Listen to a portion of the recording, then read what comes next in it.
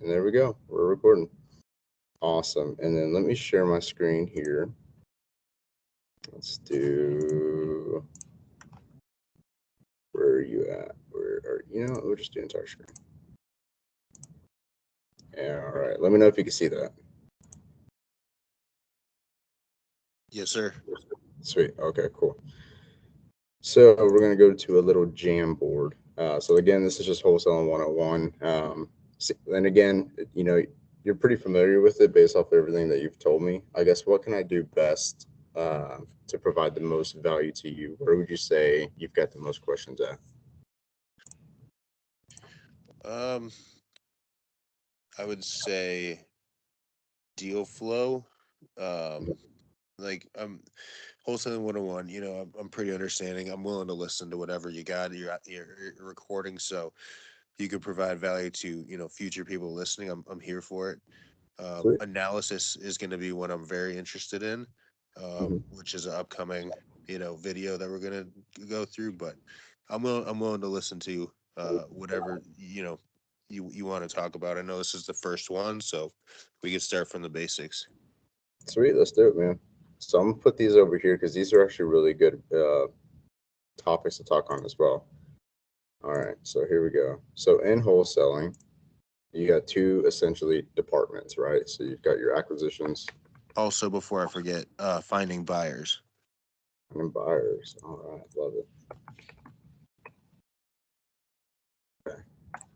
Deal flow analysis and finding buyers. All right. So we got acquisitions and you got dispositions. Okay. Now, first off, what exactly is wholesaling? Because a lot of people out there have like this misconnotation as to what it really is, especially agents. For whatever reason, agents are not very like wholesale friendly, which kind of blows my mind because it's actually doing their client a bit of a disservice. So it's not really them doing their fiduciary duties. If I'm just throwing that out there, but wholesaling is essentially taking a property. So you've got this person here with the blockhead. This is your seller. Close enough. And they've got a house that they need to sell for whatever reason. It's supposed to be a dollar sign. We'll just make it look pretty. Um, and so typically when we're looking at sellers who need to sell a property, it's for several reasons, whatever it can be. So like, for example, it could be a financial reason. So they could be facing foreclosure. I misspelled that. That's okay. They could be facing foreclosure. They could be going through a divorce. It could be an inherited, oh my gosh, property. And just so y'all know, like my spelling is not the strongest. So if y'all are gonna like roast me, by all means, please do. Okay. You're good, man. All right. So we got foreclosure, divorce, inherited property. We've got property that's going through probate, which is essentially the same thing as inherited property. It's got to go through the probate process. You've got tax delinquent or behind on taxes. The seller could be relocating for a job or for any other reason. Um, they could be selling due to, well, I guess a death in the family would essentially be pretty similar to inherited property. Let's see, there's foreclosure, divorce, inherited property, probate. They're behind on their taxes. It could be relocation. Um, yeah, so there's really a number of reasons why a seller could potentially sell a property. Um, and they could be a tired landlord. This means that they have rental properties and they're tired of renting them out. So to label this, we're going to do reasons for selling. So these are our ideal, I guess, clients for the most part. Can I make this pretty with like dots? Probably not. That's okay. So this is going to be like our main clientele for the most part. Now, a lot of these people here, you're going to have two types of properties. You're going to have turnkey properties, and then you're going to have distressed properties. So what are turnkey properties? Turnkey properties are properties that are livable and ready to be rented out.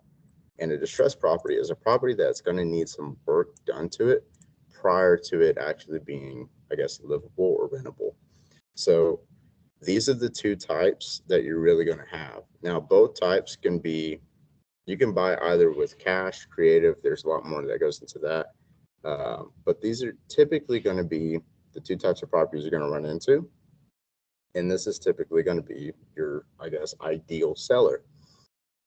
So the whole point of wholesaling is to find one of these individuals here that mostly is going to have a distressed property for the most part, because that's the clientele you're going to be able to help the most, right?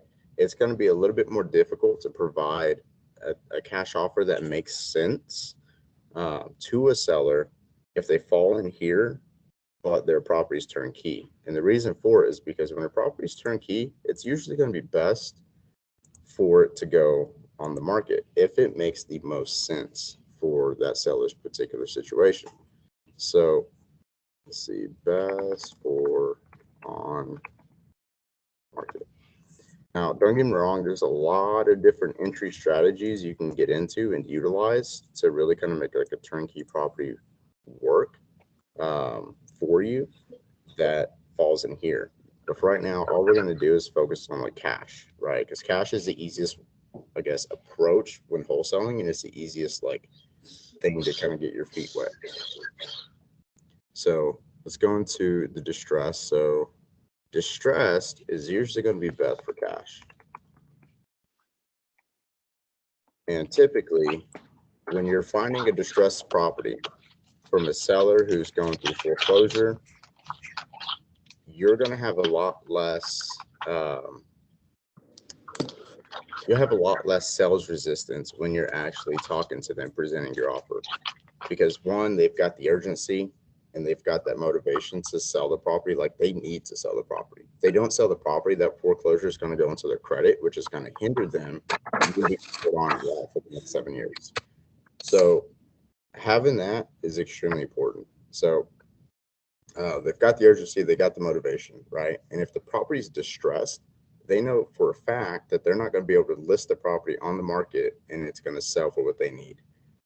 And it's just going to take way too long. So that in that situation, in that case, the best thing for them is going to be a cash offer because it's typically going to be quickly or closed quicker than like a traditional sale. You're looking at like 2.5, maybe 3 weeks at most. Well, also depending on their situation as well. But for the most part, that's ideal. And then it just kind of gets them out of that whole foreclosure process. So that way it doesn't hit them later on. So that's going to be like a really good ideal situation is having a seller who's going through foreclosure that has a distressed property, because that's somebody you can provide the most service to. That's going to be extremely reasonable and make the most logic. So this let me see if I can do a circle. I can. All right, so this part here is going to be our acquisitions process. So this is where we come in. Let me draw us. I'm missing the eyeball. Oh well. Okay. So here's us. This is us. We come in and we talk to this seller and we talk to them about what they've got going on. We listen to everything that they have, all of their problems, right? We want to find 3 to 4 problems that they have. Much more on this at the end of the day when we're actually doing like sales and negotiations. But we want to be the best problem finders before we can be problem solvers. We can be problem solvers. Okay, this is key. Like, this is really important. You can't solve a problem unless you know what problems there are to solve, right? So if you do that, you understand the seller's situation and what they've got going on. And it lets them know, one, like you're actually listening to them. And two, it shows that you genuinely care about their needs and what they're going through, like you're taking real interest in what's happening in their world, and you're trying to figure out, okay, what can I do to like possibly help you, right? And that alone is going to set you apart from a lot of other wholesalers in the industry. And that is going to make you what's called a trusted authority in their eyes, because you're going to build so much rapport. You're going to build so much trust with them. And you're not focusing just on the property, you're focusing on their needs. And that's key. If you can figure out what their needs are and find out how you can fulfill those needs, it's going to really set you apart. So in this case, let's say we have John here. John's got a property, he's in foreclosure. We found John through, like, let's say, a cold call. So cold calling is where you call somebody out of the blue. Think of it like, I guess, think of it like this. All of us have received phone calls from telemarketers at one point in time, right? Trying to sell you something. That's a cold call. You were cold called. So it's the same concept here. So let's say we cold called John just out of the blue, figured out, at the end of the call that he actually had a property going through foreclosure, and he needed to sell it because it was distressed. So we come in, we have this appointment with John. We listen to everything that he's got going on. We create an agreement that's really custom tailored to him. And at the end of the conversation, we agree on everything. We sign the contract. When we assign a contract, we get a square. Yes.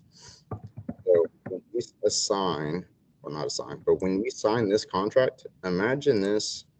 Let's do PSA. Okay. So PSA is a purchase and sell agreement. Now, this could be different all throughout I guess, different states. But for Texas, a lot of people like to use what's called a TREC contract. It's a Texas Real Estate Board Commission contract. It's very neutral. It's a long 13-page contract agreement, but it's a very neutral agreement. So that's going to be the agreement most agents here in Texas would use.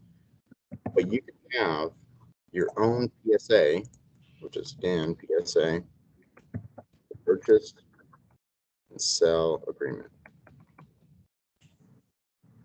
Your purchase and sell agreement is the agreement you have in place between yourself and the seller of that property, right? That gives you equitable rights into the property. So what you're going to do is you're going to take this purchase and sell agreement, and the first thing you want to do is you want to open escrow. You have to open escrow. So let's go here. Oh, circle. Yeah. Okay. So the first thing you want to do is open escrow. And you do this by taking this agreement to an investor, and this is important. It has to be an investor-friendly title company. Has to be. You don't want to work with a title company who has no idea what the hell an assignment or contract is. You don't want to do that. So you want to make sure that you're taking your agreement to our title company who is investor. Okay. So we'll do here. Let's go here. Title company.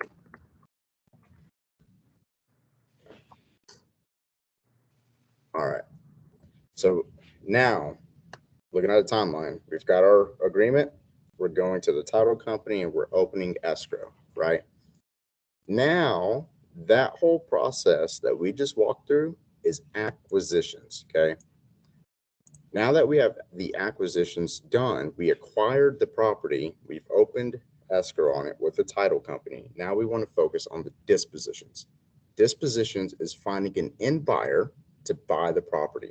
It's actually finding the investor who we are going to assign the purchase and sell agreement to. So just to note, it's very important. Let me put some asterisks right here because this is extremely important. On your purchase and sell agreements, you want to have, let me pull this up. There we go. You want to have this clause and or assigns next to your name as the buyer on the agreement.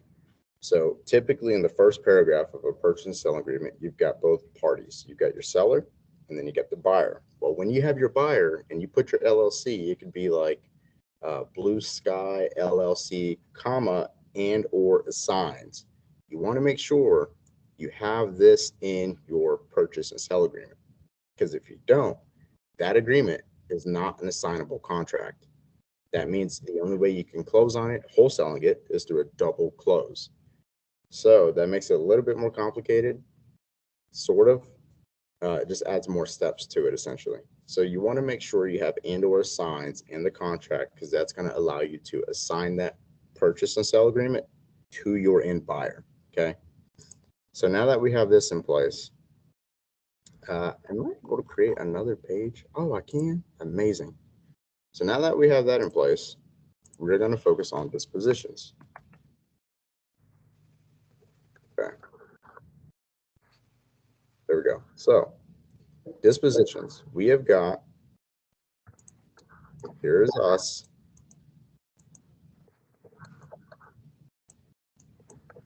Okay, that's us.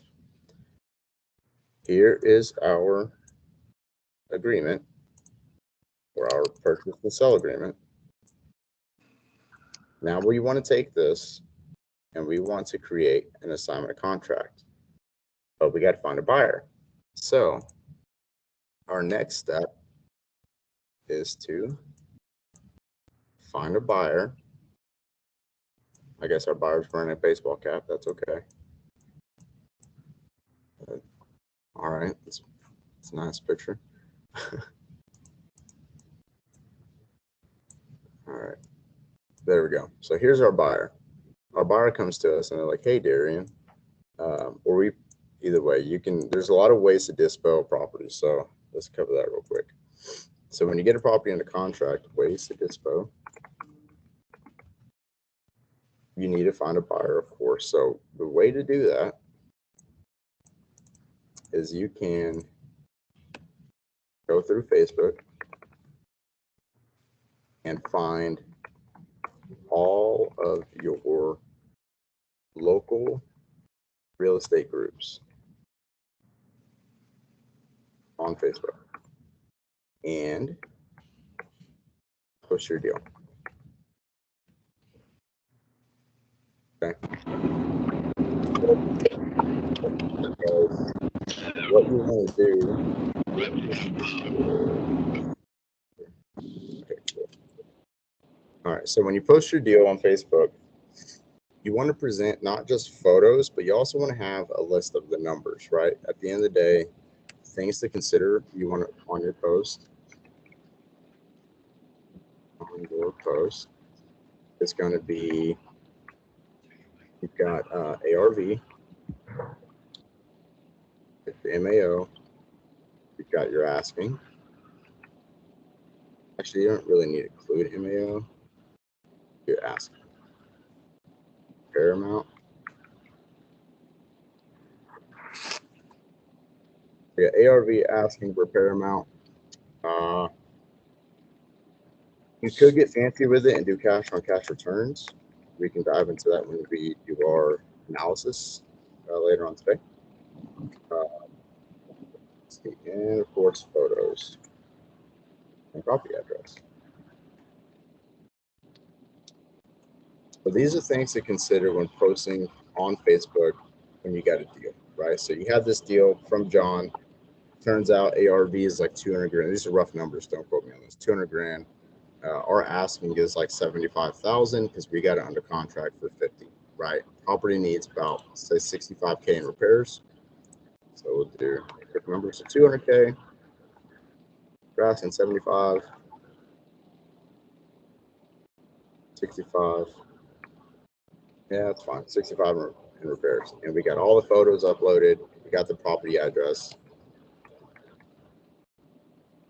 as well. And when we post this, we're going to post this on every single page or every single group that we added, right? Now, when you do this, you're going to get a lot of comments. You're going to get a lot of people messaging you. And it's going to be a mixture between actual end buyers and a mixture of wholesalers, okay? Now, that's how essentially you're going to build what's called a buyer's list. So everybody that reaches out to you regarding this deal, you want to get their phone, you want to get their name, and you want to get their email, okay? And if they have a specific buy box, You want to get that as well. So things to get. Um, uh, People reaching out.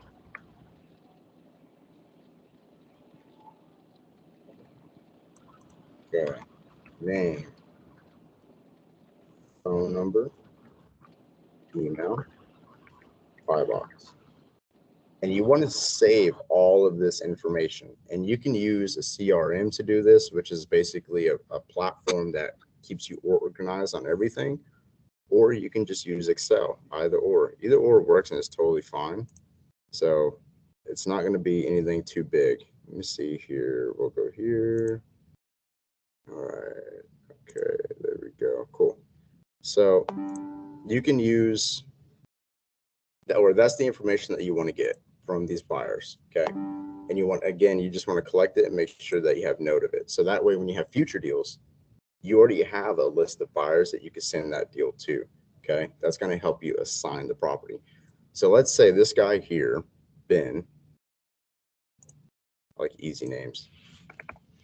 Let's say Ben comes to us and he's like, Darion, dude, your deal is killer. I like the numbers. It makes sense. How soon can I see the property? And I'm gonna tell Ben, Ben, that's a great question. Let me schedule that for you, and I can meet you out there, and I'll keep you posted on it. So we get with John, we schedule a time. Like, hey, John, I've got a partner of mine that wants to come out and see the property. It shouldn't take no more than about 15, 20 minutes. So we get that scheduled. Ben comes out. Ben takes a look, right? Ben's like, okay, fine. This is good. I want to move on it. Perfect. Now what we have to have in place is what is called an assignment of contract. So this contract is also just as important as your original PSA. Okay. You got to make sure all the clauses in your assignment of contract are spot on. So here we go. So we got an assignment of contract. There we go. It doesn't fit the box. That's okay. So what we want to do is Ben and I have agreed on, or Ben likes the deal. So Ben's going to buy the deal. So we're going to send Ben an assignment of contract for him to authorize and sign off on. What this assignment of contract does is it now makes Ben 100% responsible for the original agreement that we had in place with John at the very beginning of this entire process. Okay. So the reason, and this is why it is extremely important to go back. Oh, darn. There we go. It's extremely important to have this clause in our purchase and sale agreement, right?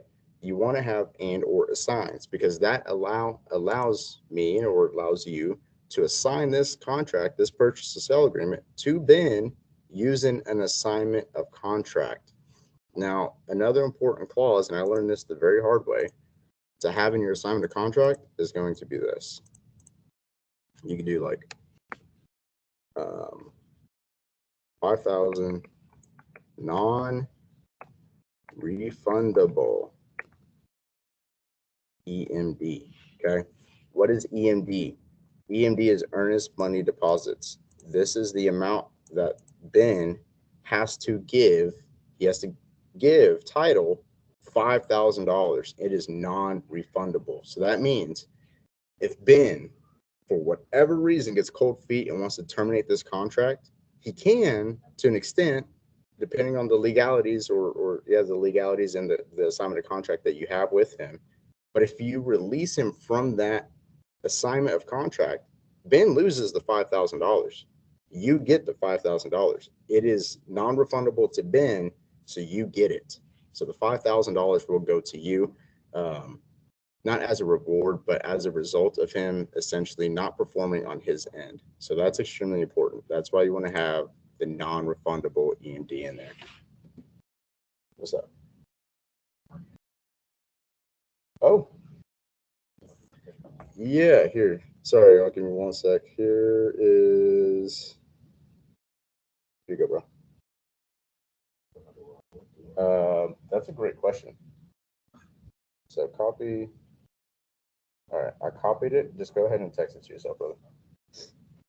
Uh, so that's why this is important. You want to make sure that that clause is in there. So that way, if Ben gets cold feet, you still get 5 grand, even if you don't assign the property. So if you were to even terminate on the property, you still made $5,000, which I wouldn't personally keep. I'd probably get about half of it to the seller, if I'm being entirely transparent with you guys, just because I was unable to perform on my end. And so I want to show them, like, hey, you know, I apologize that this didn't work out and this didn't, turn out to, or turn out the best or how we expected it to.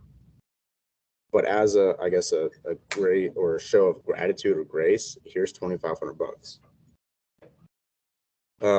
So that again is very important to have in your assignment of contract.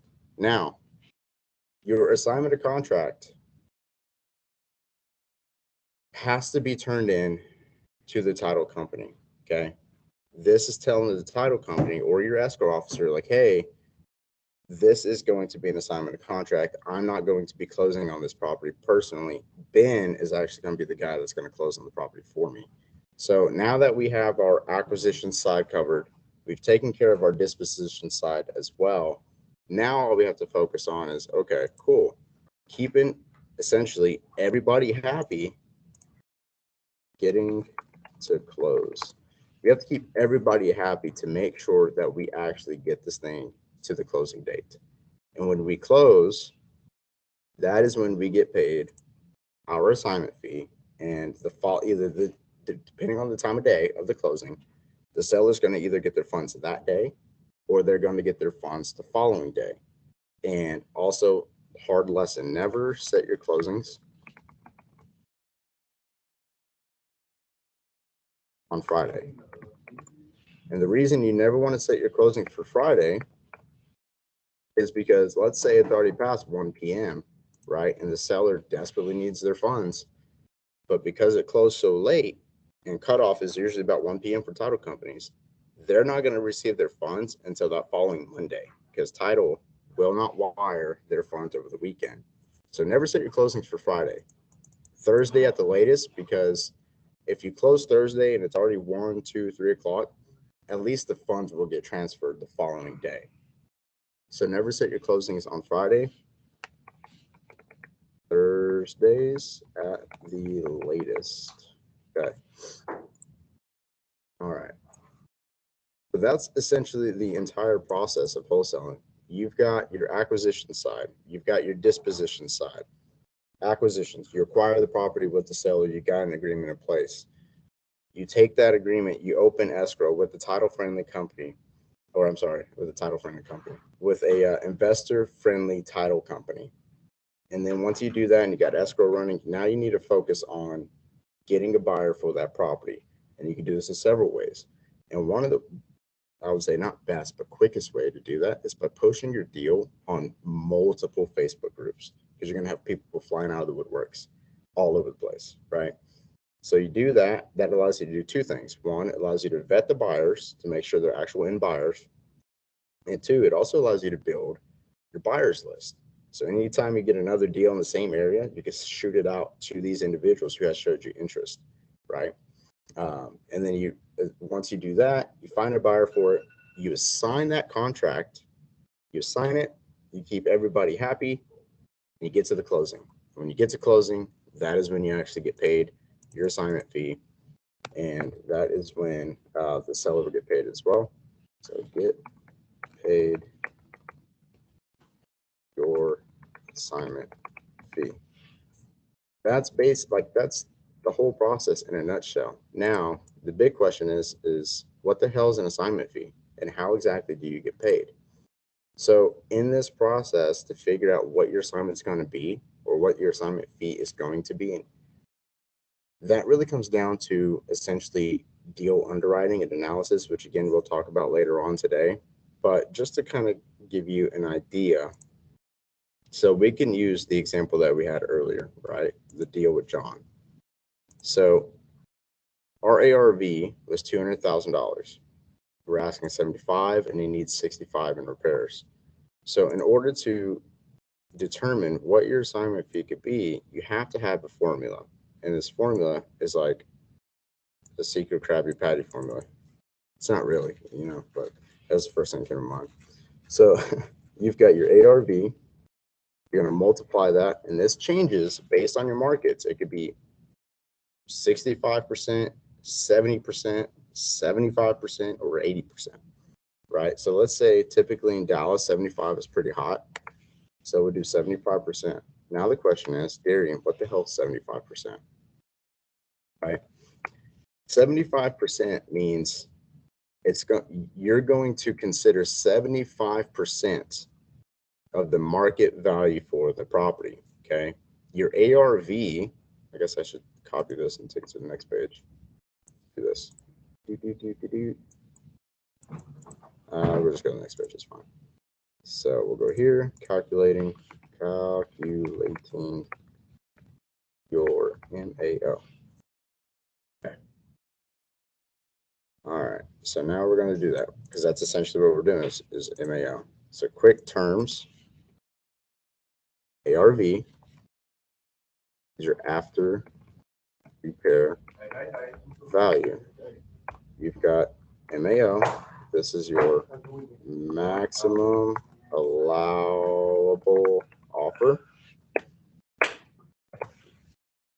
That's your maximum allowable offer. And then you've got, you could do, that's pretty much it. But you want to consider estimated repairs.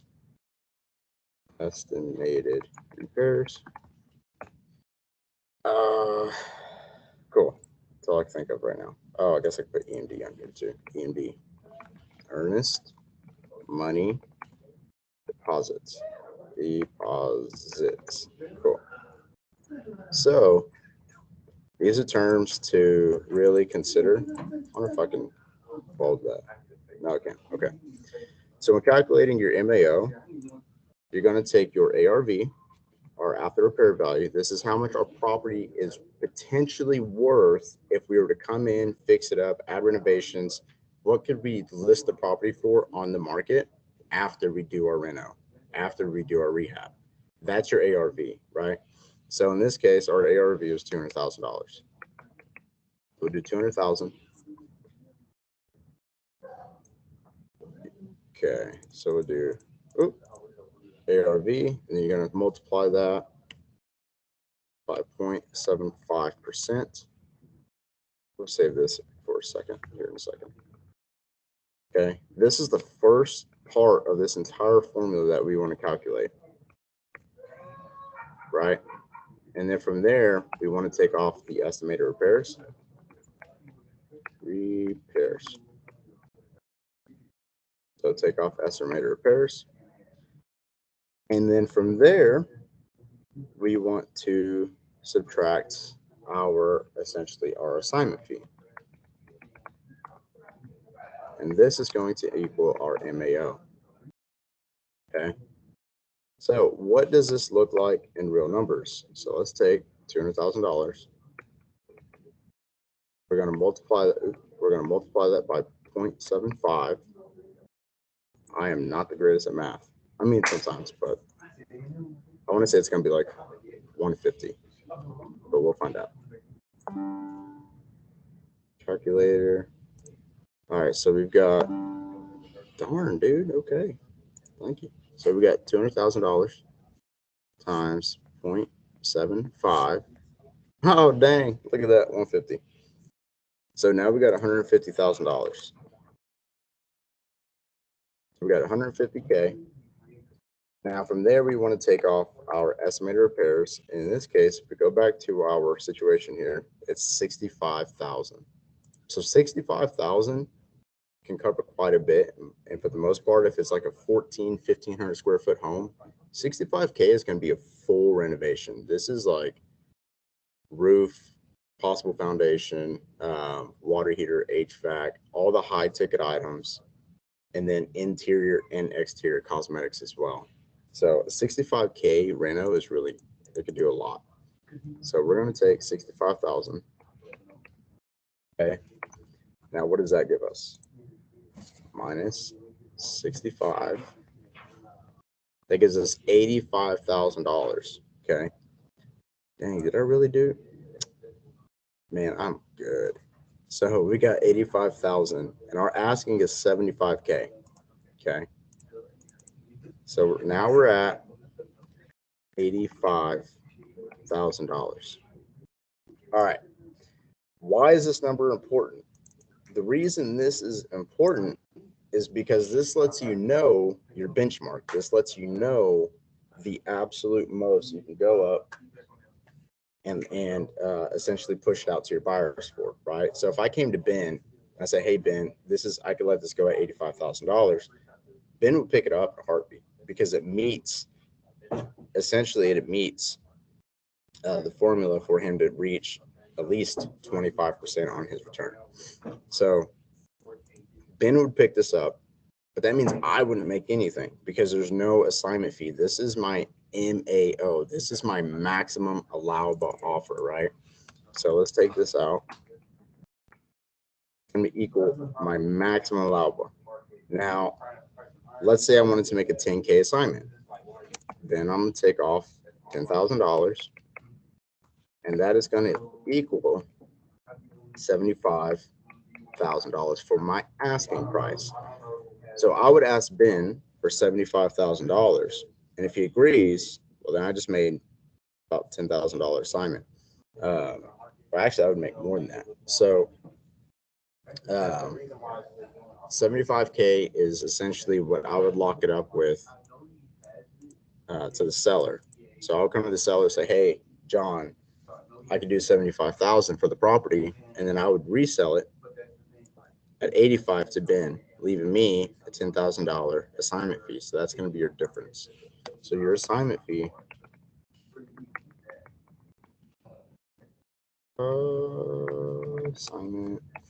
is the difference between what you get a property under contract for versus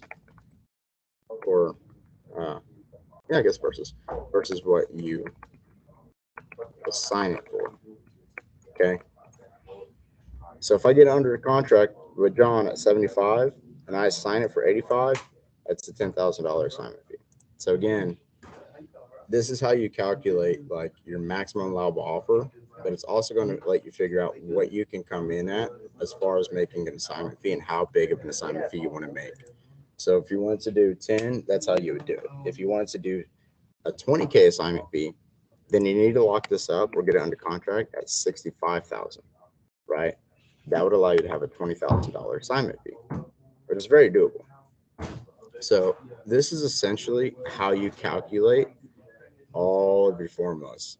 And this is what your assignment fee is. It's the difference between what you get a property under contract for versus what you're able to assign it for. Okay. So that's essentially everything in a nutshell, wholesaling from beginning to end and how to calculate your actual assignment fee. There's a lot more that goes into it as far as deal analysis, underwriting, figuring out what your ARV is, so on and so forth. So those things are also important to consider, but for the most part, this is everything. You've got your acquisitions, you've got your dispositions, you're assigning it, you get it to close, you get paid your assignment fee. And that's pretty much everything in a nutshell. There's a lot more to it, and we'll go over it over the course of the day. But for the most part, this is kind of what I just want to like throw out there and focus on just for this one training, because this is the very first one. So it's a good idea to have like a full, I guess, big picture view as to every aspect that kind of goes into it. And so next week we can dive further more into like what acquisitions really is, what that entails, what that looks like, and what dispositions really is, what that entails, and what that looks like. So we can definitely dive into that. Andrew, you had mentioned a few things here that I kind of want to cover real quick before we call it a wraps. So we got deal flow, analysis, finding buyers. So we'll start off with analysis. Analysis will run off with, let me see. We've got the next one coming up at 10:30. So we can run off an analysis there. Wrong button. Wrong button. There we go. So we can run off analysis on that one, cover more of that. As far as finding buyers, there's a lot of different ways to do this. One of the quickest and probably most I wouldn't say effective, but one of the quickest way to do this is to network with or add yourself on as many Facebook groups as you can that are relative to real estate investing in your local area. You can do that in Milwaukee, or you can do that nationwide. Just find the markets you want to be in, find those Facebook groups, add yourself in there, and network as best as you can. And you can make a post, and you'll get a lot of comments. But you can make a post on it and say something like, um, just looking to network and add more buyers to my buyers list. If you're a buyer in this area, please comment below or send me a DM, right? And you'll have people that'll actually comment below or shoot you a direct message. So doing that to build your buyers list is going to be a good way as far as finding buyers. If you want to find real, true end buyers, the best way to do it, honestly, is skip tracing. So if you've got access to the MLS, that's always going to be your best source. If you don't, I would suggest Propelio. Propelio is really good. Um, PropStream, and then you've got like Batch Leads and a few other softwares out there. But I would suggest Propelio. The reason for it is you want to find a software that you can use that will show you essentially comps in the area. When you find a property that was renovated, fully renovated, and it's sold, you can reach out to that agent that sold that property, or the seller representing agent, reach out to them like, hey, I noticed that, you guys had, or you had sold this property recently, and I was just kind of reaching out in hopes that you could potentially connect me with the investor that sold the property so I can bring him more deals for you to list when he done or when he finishes renovations. So you just build up your network, and you can do that. And when you find, if you're able to find the owner, the previous owner that sold that property, if it's a personal name on it, you can skip trace them using like truepeoplesearch.com. Or if it's an entity, which means it's an LLC, you can go to Google and type in whatever state, like Texas. You can type in Texas entity search, or you could do California entity search, and you follow it and you plug in whatever LLC that they have into that search. It'll bring up the members associated with it and who it's tied to, and then you can skip trace them that way and give them a call directly, reach out to them, or even try to stalk them, because I've done this before. You can stalk them on LinkedIn. That I guess strategy actually landed me like a $32.9 million deal. So it's very effective. You just got to do some light, I guess, stalking, but it's called skip tracing. So that's another way to find buyers. As far as deal flow, um, I guess, can you emphasize just a little bit on deal flow so I could figure out how I could best answer that for you?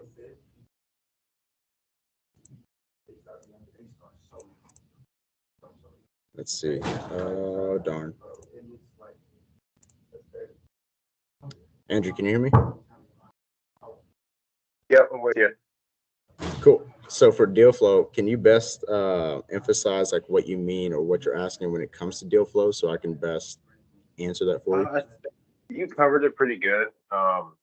Just yeah, I was curious. Like, I guess I never got to this point. It's just how the yeah, like you talked about getting into title, opening up escrow, and then um, just getting it through the finish line and closed, and then like how the funds were divvied up and how that took place. So that just gets wired to everybody. As you Sweet. said. Yeah, no, you that nailed it, man. So yeah, if you're looking at as far as like deal flow goes, as far as the timeline, you've got your acquisitions. Once you do your acquisitions, you want to open up escrow with it with an investor friendly title company. And then that's when you want to start fishing for your buyers. Once you find your buyer, you're able to assign that contract to that buyer. And then from there, you're essentially just making sure everybody's on the same page. So you're walking everybody with their hands to the closing table. Once you close and deal funds, that's when you get your assignment fee, and the seller gets their funds either that day or the following day. Just remember, don't ever set your closings for Friday. You'll shoot yourself in the foot. Don't ever do it. I learned the hard way. So you open up escrow even before you have a buyer, just to I guess make that contract valid or binding. Yeah. So that's essentially what you want to do. That's the best way to do it. You can, in certain circumstances or certain situations, you can find your buyer prior. If you find your buyer prior, there's nothing wrong with it, but it's always good to have that contract opened in escrow because they're going to already start pulling title. They're going to start working on the title, and now you have legally you have equitable rights in that contract. Does that make sense? Yeah, and then when it's in escrow, you have your window of due diligence to find your buyer. Correct. Yeah. Okay.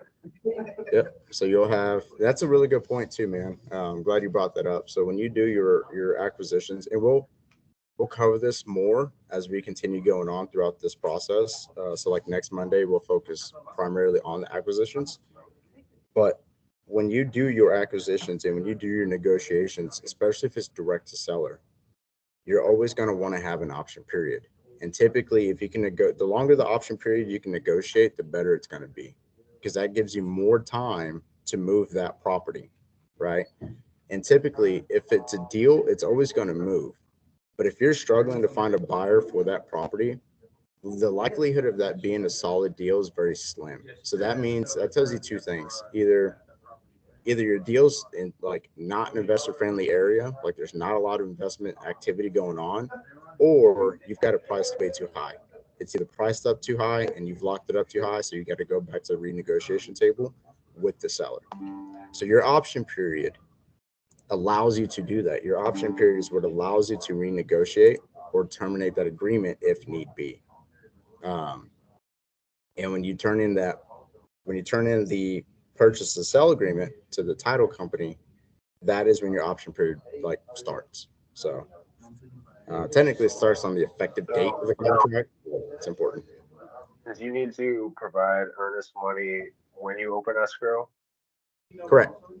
So anytime you open up escrow for any property you do, you've always got to provide earnest. Now, if you're working direct to seller with agents, most agents typically want to see about 1% of earnest, right? Very common. But if you're working directly with seller and or direct to seller and the property's off market, man, I've locked up properties with $10 earnest money. It's it's doable, like it really is. But typically, I'll usually use about $100 for earnest if it's direct to seller. So the way I do it is it's $100 for earnest money. It's $50 for an option period, and it's usually about a 15-day option period. So that's how essentially I structure those, I guess, money deposits, because that's part of EMD. That's how I structure that when turning it into, or I guess when agreeing or negotiating with the seller. Does that make sense? Yeah, and then that earnest money is only non-refundable if it's stated in the contract. Like if the deal ends up not falling apart, then it does get refunded to you unless stated in the contract. Yeah, correct. So when you're doing EMD or when you're doing earnest, you're going to have two earnests. You're going to have an earnest money deposit between you and the seller, and then you're going to have another earnest money deposit between the buyer and you. So you always want to have, like, for example, let's say, Andrew, you and I agreed on a sale, and I was putting $100 in earnest, right? But then I go and I find Ben, and I tell Ben, like, hey, it's a 5K non-refundable earnest money deposit if you want to move forward with this deal, because I want to know that you're serious about it, right? And if Ben is like, okay, we can do that. Well, Ben covered basically my $100 originally by like $4,900. Does that make sense? And so if Ben were to terminate his agreement, that that earnest money, that's non-refundable. But with your agreement between you and the seller, you want to make sure that your earnest money is refundable. You want to make sure that it is. The only time it shouldn't be refundable is if you fall in default and you fail to perform on your end. That is the only time that your earnest money should be forfeited to the seller. Does that make sense? Yeah, it does. Thank you. Sweet, sweet, sweet. Does anybody else have questions?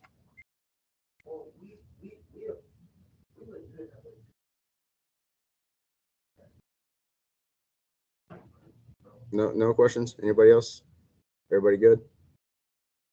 Sweet, sweet, sweet, sweet. Awesome. Cool. So I ran a little bit over time on this one. That's all right. I'll hop on the deal analysis one here in about, I guess, 10 minutes. I'll probably say like 15 minutes, really. I need to get some more coffee. But other than that, if you guys don't have any other questions, I hope I was able to provide like a quick, brief overview on how wholesaling works, the ins and outs for the most part. And the next Monday, we'll start just diving very heavily on the acquisition side. So, other than that, is everybody good with everything that we covered? Yes, Sweet. sir. Thank you, Darion. All right, y'all. I'll see y'all next week. And then also, we've got the other ones coming up as well. So I'll make sure y'all are all on that as well and send it over. Cool. All right, y'all. All right. I'll talk to y'all Monday or later today. Cool. Later, y'all.